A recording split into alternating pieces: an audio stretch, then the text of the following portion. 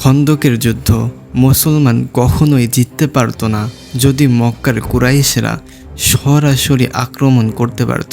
কেননা মক্কার বাহিনী ছিল 10,000 জনের, যা মদিনার মোট জনসংখ্যার থেকেও বেশি।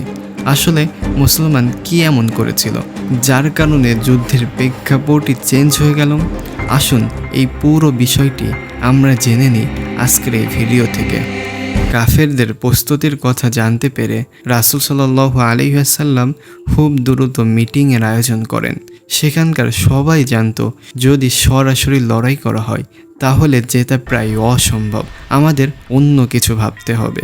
এই মিটিংয়ে ফরেন ন্যাশনাল সালমান ফার্সি রাদিয়াল্লাহু তাআলা আনহু ছিলেন। তিনি অ্যাডভাইস দেন, দেখো মদিনা 3 দিক থেকে পাহাড়ের জন্য সেভ আছে, আমাদের শুধু এক দিক ডিফেন্স করতে হবে, মদিনার এই দিক।